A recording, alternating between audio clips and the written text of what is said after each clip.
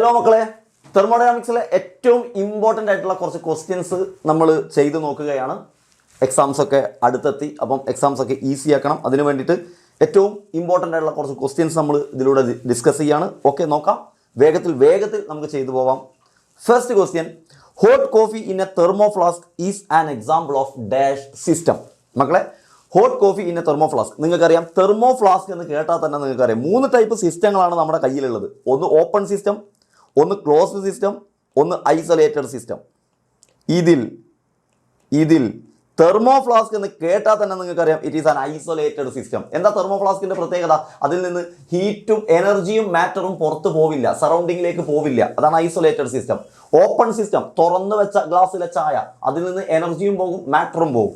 Closed system, അടച്ചു വെച്ച ഗ്ലാസ്സിലെ ചായ, അതിൽ നിന്ന് എനർജി പോകും പക്ഷെ മാറ്റർ പോവില്ല. ഓക്കെ, അതൊക്കെ നിങ്ങൾ പഠിച്ചതാണ്. സോ തെർമോ ഫ്ലാസ്കിലെ ചായ ഏത് സിസ്റ്റത്തിന് എക്സാമ്പിൾ ആണ്? Isolated system. രണ്ടാമത്തെ question, which of the following is not a state function? State function, താഴെ പറയുന്നതിൽ സ്റ്റേറ്റ് ഫംഗ്ഷൻ അല്ലാത്തത് ഏത്? മക്കളെ, 2 ടൈപ്പ് ഫംഗ്ഷൻസാണ് നിങ്ങൾക്ക് പഠിക്കാനുള്ളത്, സ്റ്റേറ്റ് ഫംഗ്ഷനും പാത്ത് ഫംഗ്ഷനും. അത് പഠിക്കുമ്പോൾ തന്നെ നമ്മൾ ട്രിക്ക് വെച്ച് പഠിക്കുന്നതാണ്. പാത്ത് ഫംഗ്ഷൻ ആകെ 2 മക്കൾ ഓർത്താൽ മതി, ഒന്ന് ഹീറ്റും ഒന്ന് വർക്കും. പാത്ത് ഫംഗ്ഷനായിട്ട് നിങ്ങൾ ആകെ 2 പാത്ത് ഫംഗ്ഷൻസ് ഓർത്താൽ മതി ഈ ചാപ്റ്ററിൽ, ഹീറ്റും വർക്കും. അതല്ലാത്തതെല്ലാം സ്റ്റേറ്റ് ഫംഗ്ഷൻ. സോ ഇതിൽ തന്ന വർക്ക് പാത്ത് ഫംഗ്ഷൻ ആണ്, എൻട്രോപ്പി സ്റ്റേറ്റ് ആണ്, എൻതാൽപ്പി സ്റ്റേറ്റ് ആണ്, ഗിബ്സ് എനർജി സ്റ്റേറ്റ് ആണ്. സോ വർക്ക് മാത്രമാണ് നമ്മുടെ path function. Yes.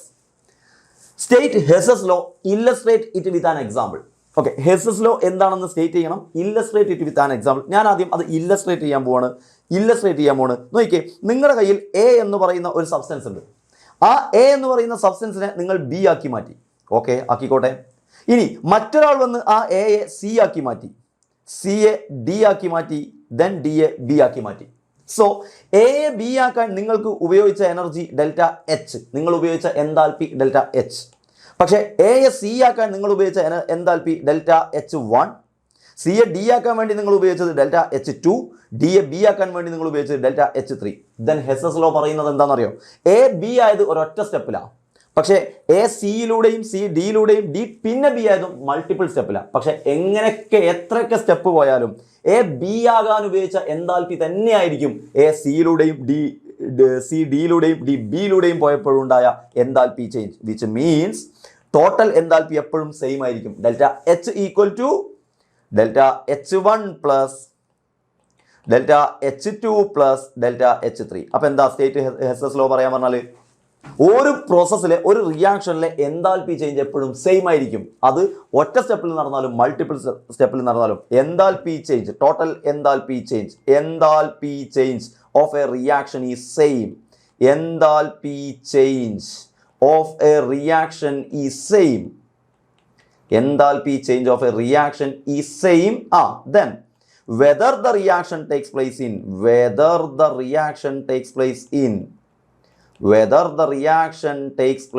in single step or several steps. Okay, set. Single step or several step. ഒറ്റ സ്റ്റെപ്പിൽ നടന്നാലും ഒന്നിലധികം സ്റ്റെപ്സിൽ നടന്നാലും എൻതാൽപ്പി ചേഞ്ച് എപ്പോഴും സെയിം ആയിരിക്കും എന്നുള്ളതാണ് പോയിന്റ്. ഓക്കെ, നിങ്ങൾ കാണുന്നുണ്ടല്ലോ അല്ലേ? Delta h 1 plus delta h 2 plus delta H 3. ഞാൻ നിന്നിട്ട് കാണാത്ത പ്രശ്നമല്ലല്ലോ. യെസ്, ഇതാണ് നമ്മുടെ ആൻസർ. യെസ്, നെക്സ്റ്റ് ക്വസ്റ്റിലേക്ക് പോവാം. റെഡി. ഇതൊക്കെ അല്ലേ? Yes. Next question, the entropy of solid increases on melting. സോളിഡിന്റെ എൻട്രോപ്പി മെൽറ്റ് ചെയ്യുന്നതിനനുസരിച്ച് ഇൻക്രീസ് ചെയ്യുന്നു. Do you agree with the statement? മക്കൾക്കറിയാം എൻട്രോപ്പി എന്ന് പറഞ്ഞാൽ തന്നെ എന്താണ്? It is the degree of measurement of ഡിസോർഡർനെസ്.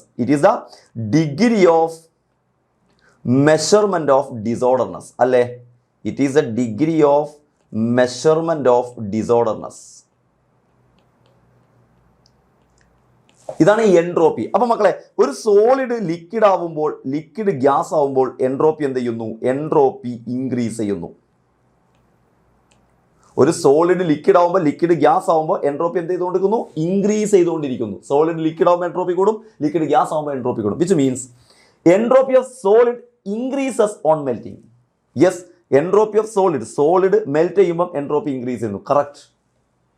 Correct ആണ്. കാരണം എന്താ ഡിസോർഡർ കൂടും. കാരണം സോളിഡിൽ പാർട്ടിക്കിൾസ് ഇതാ ഓർഡേർഡ് അറേഞ്ച്മെന്റ് ആണ്. ലിക്വിഡ് ആകുമ്പോൾ അറേഞ്ച്മെന്റ് ഡിസോർഡർ ആവും. സോ ജസ്റ്റിഫൈ ചെയ്യാൻ പറഞ്ഞാൽ നിങ്ങൾ എന്ത് ചെയ്താൽ മതി, ഓർഡർ ഡിസോർഡർ ആവുന്നു, അറേഞ്ച്മെന്റ് ഓഫ് പാർട്ടിക്കിൾസ് ഡിസോർഡർ ആവുന്നു. ഓക്കെ, അപ്പോൾ അത് പോയിന്റ് സെറ്റാണ്. What is the unit of entropy change? മക്കൾക്കറിയാം ഡെൽറ്റ എസിന്റെ ഇക്വേഷൻ എന്ന് പറഞ്ഞാൽ Q/T ആണ്. ദെൻ ക്യൂവിൻ്റെ യൂണിറ്റ് നിങ്ങൾക്കറിയാം ജൂൾ, ടെമ്പറേച്ചറിൻ്റെ യൂണിറ്റ് നിങ്ങൾക്കറിയാം kelvin. So unit is joule kelvin inverse. Set, ready.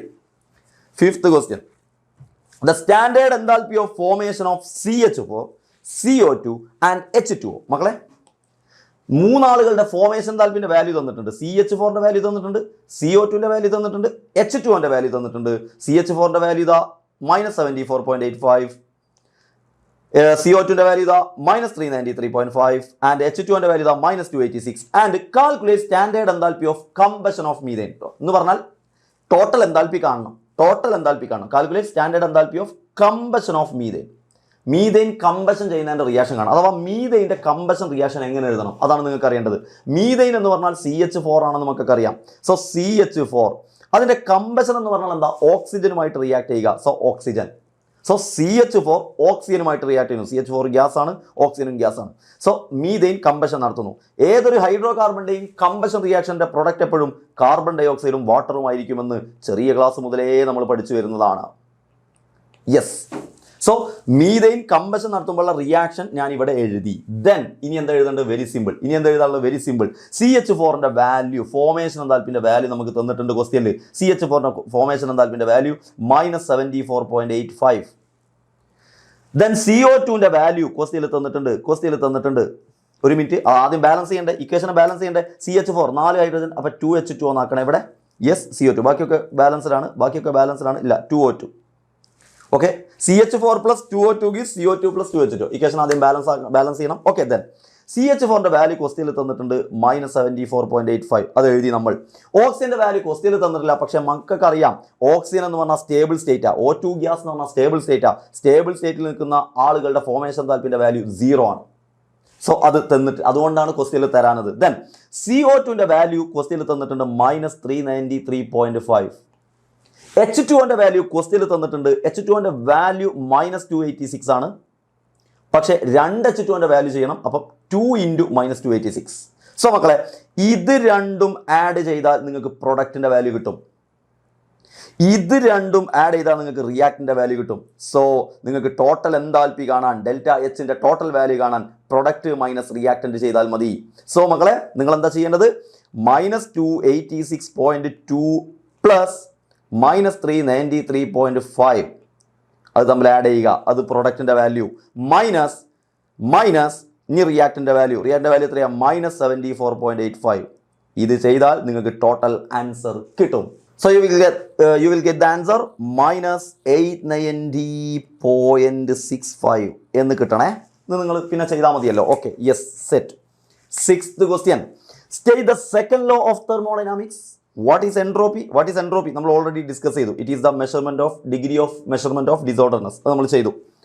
State second law of thermodynamics. നമുക്കറിയാം സെക്കൻഡ് ലോ എന്ന് പറയുന്ന ടേം തന്നെ എൻട്രോപ്പിയുമായി ബന്ധപ്പെട്ടതാണ്. യൂണിവേഴ്സിന്റെ entropy always increases for every spontaneous process. ഇതാണ് സെക്കൻഡ് ലോ ഓഫ് തെർമോഡൈനാമിക്സ്. എന്താ സെക്കൻഡ് ലോ ഓഫ് തെർമോഡൈനാമിക്സ് മക്കളെ? സെക്കൻഡ് ലോ ഓഫ് തെർമോഡൈനാമിക്സ് എന്താ മക്കളെ? Entropy of universe. നമ്മുടെ യൂണിവേഴ്സിന്റെ എൻട്രോപ്പി അഥവാ ഡിസോർഡർനെസ്. എൻട്രോപ്പി ഓഫ് യൂണിവേഴ്സ്, നമ്മുടെ യൂണിവേഴ്സിന്റെ disorderness, entropy of universe is always increases. Always increasing. Is always increasing. Is always increasing for every spontaneous process. For every spontaneous process. ഇതാണ് second law of thermodynamics. Okay, ഇതാണ് second law of thermodynamics. Ready? For every spontaneous പ്രോസസ്സിനും നിങ്ങളുടെ യൂണിവേഴ്സിൻ്റെ entropy കൂടിക്കൊണ്ടേയിരിക്കും. Yes, then write how spontaneity of a chemical reaction is related with Gibbs energy change. Gibbs energy change എന്ന് പറഞ്ഞാൽ ആരാ? Delta G. Delta G സ്പോണ്ടേനിറ്റിയുമായിട്ട് എങ്ങനെയാണ് ബന്ധപ്പെട്ടിരിക്കുന്നത്? വെരി സിമ്പിൾ അല്ലേ ആൻസർ. അഥവാ നിങ്ങൾക്കറിയാം ഡെൽറ്റ ജിയുടെ വാല്യൂ നെഗറ്റീവ് ആണെങ്കിൽ ആ റിയാക്ഷനെ നമ്മൾ വിളിക്കും സ്പോണ്ടേനിയസ്. അതേസമയം ഡെൽറ്റ ജിയുടെ വാല്യൂ പോസിറ്റീവ് ആണെങ്കിൽ നമ്മൾ ആ റിയാക്ഷനെ വിളിക്കും നോൺ സ്പോണ്ടേനിയസ്. അതേസമയം ഡെൽറ്റ ജിയുടെ വാല്യൂ 0 ആണെങ്കിൽ നമ്മൾ ആ റിയാക്ഷനെ വിളിക്കും ഇക്വിലിബ്രിയം. ഡെൽറ്റ ജിയുടെ വാല്യൂ 0 ആണെങ്കിൽ നമ്മൾ വിളിക്കും equilibrium. 7th question. What is the difference in internal energy of a system?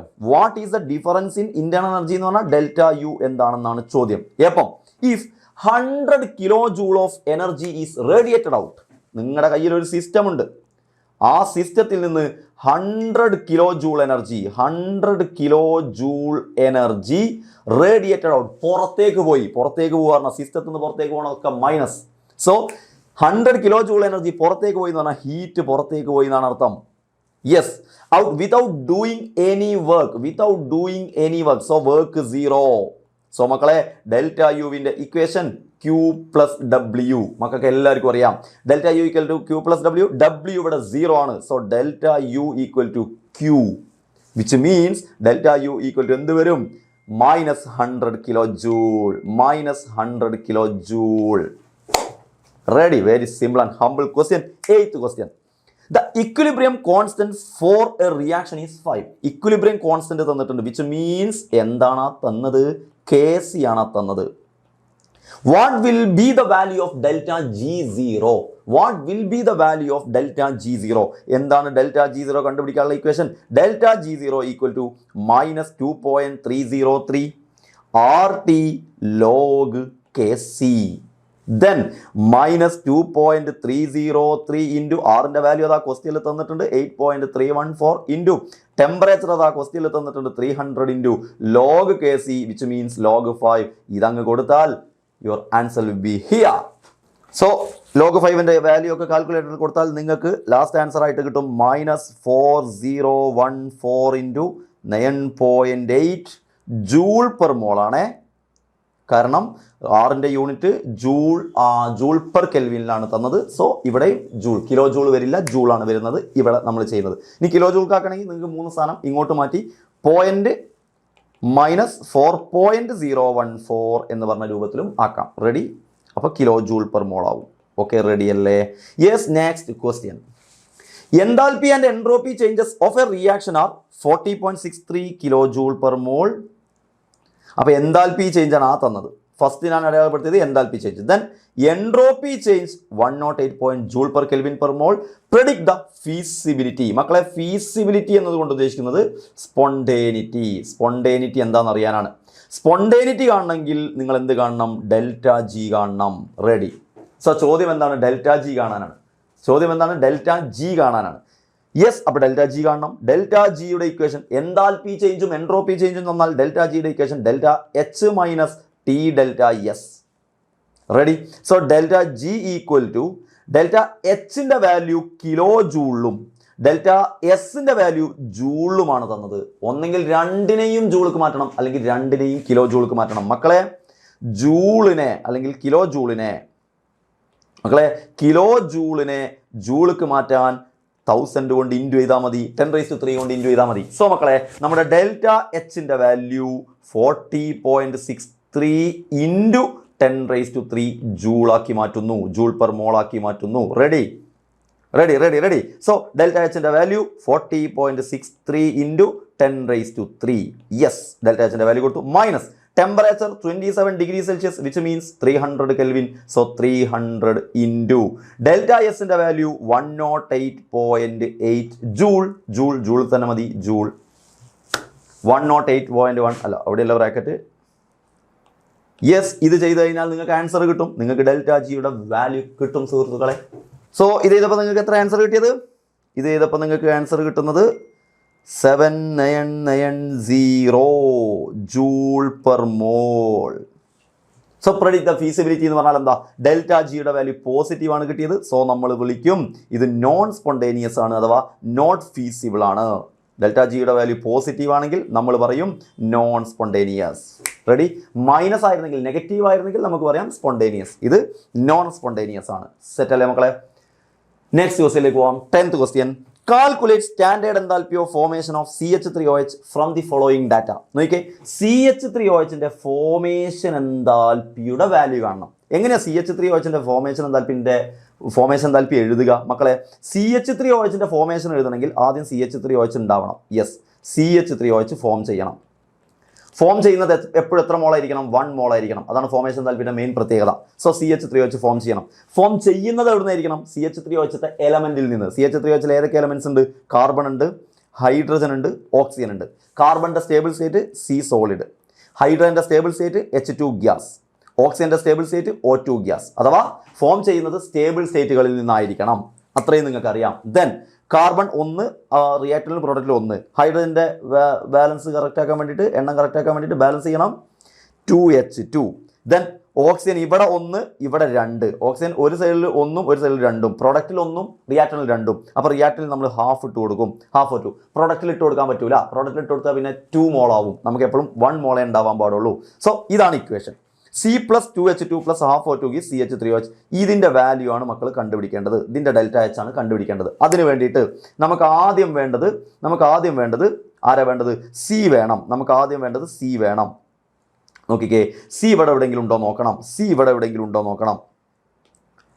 Ready. C ഇവിടെ എവിടെയെങ്കിലും ഉണ്ടോ നോക്കണം. C ഈ ഇക്വേഷനിൽ എവിടെയെങ്കിലും ഉണ്ടോ? Equation number 2 equation number 2 C ഉണ്ട്. സോ ഞാൻ എന്ത് ചെയ്യുന്നു?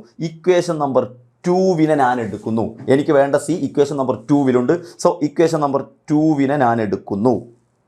ഓക്കെ, എന്നിട്ട് അതിലേക്ക് പ്ലസ് ചെയ്യുന്നു. ആരെ? ഇനി എനിക്ക് വേണ്ടത് 2H2 ആണ്. എനിക്ക് വേണ്ടത് 2H2. ഇക്വേഷനിൽ എവിടെയെങ്കിലും H2 ഉണ്ടോ? ഇക്വേഷനിൽ H2 ഉണ്ട്, പക്ഷേ 2H2 ഇല്ല. സോ ഇക്വേഷൻ നമ്പർ 3 ഞാൻ 2 കൊണ്ട് മൾട്ടിപ്ലൈ ചെയ്യും. ഇക്വേഷൻ നമ്പർ 3 ഞാൻ 2 കൊണ്ട് മൾട്ടിപ്ലൈ ചെയ്യും. എന്തിനാ 2 കൊണ്ട് മൾട്ടിപ്ലൈ ചെയ്ത്? അപ്പോഴേ എനിക്ക് 2H2 ആവുള്ളൂ. അപ്പം മൊത്തത്തിൽ 2 കൊണ്ട് മൾട്ടിപ്ലൈ ചെയ്യണം. ഇവിടെ 2 കൊണ്ട് മൾട്ടിപ്ലൈ ചെയ്യണം, ഇവിടെ 2 കൊണ്ട് മൾട്ടിപ്ലൈ ചെയ്യണം, ഈ വാല്യൂവിലും 2 കൊണ്ട് മൾട്ടിപ്ലൈ ചെയ്യണം. സോ ഇക്വേഷൻ നമ്പർ 3 ഞാൻ എടുക്കുന്നു. എന്നിട്ട് ആ ഇക്വേഷൻ നമ്പർ 3 ഞാൻ 2 കൊണ്ട് മൾട്ടിപ്ലൈ ചെയ്യുന്നു. Then plus. സോ എനിക്ക് C കിട്ടി. ഇക്വേഷൻ നമ്പർ 2 എടുത്ത് C കിട്ടാൻ വേണ്ടി ഇക്വേഷൻ നമ്പർ 2 എടുത്തു. അതിലേക്ക് ഇക്വേഷൻ നമ്പർ 3 ആഡ് ചെയ്തു. എങ്ങനെ? 2 കൊണ്ട് മൾട്ടിപ്ലൈ ചെയ്തു. അപ്പോൾ എനിക്ക് 2H2 കിട്ടി. ഇനി ½ O2 കിട്ടാൻ വേണ്ടിയിട്ട് ½ O2 നോക്കിയാൽ എല്ലാ ഇക്വേഷനിലും O2 ഉണ്ട്. ഇവിടെ ഇക്വേഷനിൽ O2 ഉണ്ട്, ഇവിടെ ഇക്വേഷനിൽ O2 ഉണ്ട്, ഇവിടെ ഇക്വേഷനിൽ O2 ഉണ്ട്. സോ O2 കിട്ടാൻ നിങ്ങൾ ഒന്നും ചെയ്യേണ്ട ആവശ്യമില്ല. എല്ലാ ഇക്വേഷനിലും O2 ഉള്ളതുകൊണ്ട് ഓട്ടോമാറ്റിക്കലി അത് ആഡ് ചെയ്യുമ്പോൾ റെഡി ആയിക്കോളും. O2 നിങ്ങൾ നോക്കണ്ട. Then CH3OH. എനിക്ക് കിട്ടേണ്ടത് പ്രൊഡക്റ്റിലുള്ള CH3OH എവിടെയെങ്കിലും ഉണ്ടോ?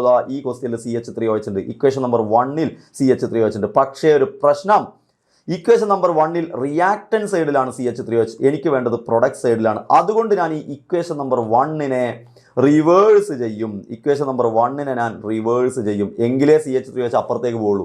റിവേഴ്സ് ചെയ്യുമ്പം ഈ വാല്യൂ റിവേഴ്സായി പ്ലസ് ആവും. അതിൻ്റെ വാല്യൂ റിവേഴ്സായി പ്ലസ് ആവും. റെഡി? അപ്പോൾ ഇക്വേഷൻ നമ്പർ 1 ഞാൻ എന്ത് ചെയ്യുന്നു? റിവേഴ്സ് ചെയ്യുന്നു. എന്നിട്ട് ആഡ് ചെയ്യുന്നു. ഇക്വേഷൻ നമ്പർ 1 ഞാൻ റിവേഴ്സ് ചെയ്തിട്ട് ആഡ് ചെയ്യുന്നു. ഇക്വേഷൻ നമ്പർ 1 ഞാൻ റിവേഴ്സ് ചെയ്തിട്ട് ആഡ് ചെയ്യുന്നു. സോ മക്കളെ, അപ്പോൾ നമുക്ക് ഏതൊക്കെ വാല്യൂസ് ആണ്? അപ്പോൾ നിങ്ങൾ എന്താ ചെയ്യേണ്ടത് അറിയോ? ആൻസർ ഷീറ്റിൽ ഈ ഇക്വേഷൻ നമ്പർ 2 എന്ന് പറയുമ്പോൾ 2 എടുത്ത് എഴുതുക. ഇക്വേഷൻ നമ്പർ 3 × 2 എന്ന് പറയുമ്പോൾ മൂന്നാമത്തെ ഇക്വേഷനെ 2 കൊണ്ട് മൾട്ടിപ്ലൈ ചെയ്തിട്ട് എടുത്ത് എഴുതുക. ഇക്വേഷൻ നമ്പർ 1 റിവേഴ്സ് ചെയ്തിട്ട് എഴുതുക. ഞാനത് ഈസിയാക്കി കാണിച്ചു എന്നേ ഉള്ളൂ ഇവിടെ. എന്നിട്ട് എന്ത് ചെയ്യണം? ഇക്വേഷൻ നമ്പർ 2ൻ്റെ വാല്യൂ -393 പ്ലസ് ഇക്വേഷൻ നമ്പർ 3 × 2 മൂന്നാമത്തെ ഇക്വേഷനെ 2 കൊണ്ട് മൾട്ടിപ്ലൈ ചെയ്തതിൻ്റെ വാല്യൂ. സോ -286 × 2 അല്ലേ? പ്ലസ് ഇക്വേഷൻ നമ്പർ 1 റിവേഴ്സ് ചെയ്ത വാല്യൂ. ഇക്വേഷൻ നമ്പർ 1ൻ്റെ വാല്യൂ -726 ആണ്. അതിനെ റിവേഴ്സ് ചെയ്യുമ്പോൾ +726. ഇത് ആഡ് ചെയ്ത് കഴിഞ്ഞാൽ നിങ്ങൾക്ക് ഇവിടുത്തെ ആൻസർ കിട്ടും. സോ ഇത് ചെയ്തപ്പോൾ നിങ്ങൾക്ക് എത്ര ആൻസർ കിട്ടി? -239 എന്ന് കിട്ടണം. -239 കിലോ ജൂൾ പെർ മോൾ. കാരണം ബാക്കിയുള്ള വാല്യൂസ് ഒക്കെ കിലോ ജൂൾ പെർ മോളിലാണ്. അതുകൊണ്ട് ഇതിൻ്റെ ആൻസറും കിലോ ജൂൾ പെർ മോൾ. ചെയ്തത് എങ്ങനെയാണ് മനസ്സിലായല്ലോ?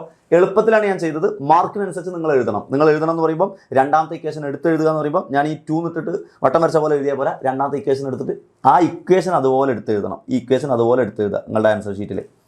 ഇക്വേഷൻ നമ്പർ 3 2 കൊണ്ട് മൾട്ടിപ്ലൈ ചെയ്യുമ്പോൾ ഈ ഇക്വേഷനെ 2 കൊണ്ട് മൾട്ടിപ്ലൈ ചെയ്തിട്ട് ടോട്ടൽ ഇങ്ങനെ എടുത്ത് എഴുതണം. 2 × എന്നൊക്കെ പറഞ്ഞിട്ട് ഇക്വേഷൻ നമ്പർ 1 റിവേഴ്സ് ചെയ്യുമ്പോൾ ഈ ഇക്വേഷനെ തിരിച്ചെഴുതണം, എന്നിട്ട് നമ്മൾ ആഡ് ചെയ്യുക. ആഡ് ചെയ്യുമ്പോൾ നിങ്ങൾക്ക് ലാസ്റ്റ് ആൻസർ ഇത് കിട്ടും, ഈ ഇക്വേഷൻ കിട്ടും. 3 കൂടെ ആഡ് ചെയ്യുമ്പോൾ ഈ ഇക്വേഷൻ കിട്ടും. സ്വാഭാവികമായിട്ടും അതിൻ്റെ വാല്യൂസ് ആഡ് ചെയ്യുമ്പോൾ ഈ വാല്യൂയും കിട്ടും, അഥവാ ഡെൽറ്റ എച്ചിൻ്റെ വാല്യൂയും കിട്ടും. റെഡി? ദെൻ 10 ക്വസ്റ്റ്യൻസ് നമ്മൾ തെർമോഡൈനാമിക്സിലെ മിക്കവാറും ക്വസ്റ്റ്യൻസ് ഒക്കെ പിന്നെ ടച്ച് ചെയ്ത് വരുന്ന രൂപത്തിൽ ചെയ്തിട്ടുണ്ട്. Then last and final question for you. ഇതിൻ്റെ ആൻസർ നിങ്ങളാണ് കമൻറ്റ് ചെയ്യേണ്ടത്, നിങ്ങളാണ് ഇതിൻ്റെ ആൻസർ നമുക്ക് തരേണ്ടത്. നിങ്ങൾ നോക്കിയിട്ട് നിങ്ങൾ ഇതിൻ്റെ ആൻസർ പറയുക. ആരൊക്കെ ഇതിൻ്റെ ആൻസർ പറയുന്നുണ്ടെന്ന് നോക്കാം. Classify the following into intensive and extensive property. താഴെ 4 പ്രോപ്പർട്ടീസ് തന്നിട്ടുണ്ട്. അതിന് ഇൻറ്റൻസീവ് പ്രോപ്പർട്ടീസ് ഏതൊക്കെ, എക്സ്റ്റെൻസീവ് പ്രോപ്പർട്ടീസ് ഏതൊക്കെ എന്ന് നിങ്ങൾക്ക് പറയാനുള്ള അവസരമാണ്. എത്രത്തോളം നിങ്ങൾക്ക് അറിയാമെന്ന് നോക്കാം. സോ അടിപൊളിയായിട്ട് ഫുൾ സ്പീഡിൽ ആൻസർ എഴുതി കറക്റ്റാക്കി എഴുതിയിട്ടുള്ളുക. പുതിയ ചാപ്റ്ററിലെ ഇതുപോലത്തെ ക്വസ്റ്റ്യൻസുമായിട്ട് നമുക്ക് ഉടനെ കാണാം. അതുവരേക്കും ബൈ, താങ്ക് യു.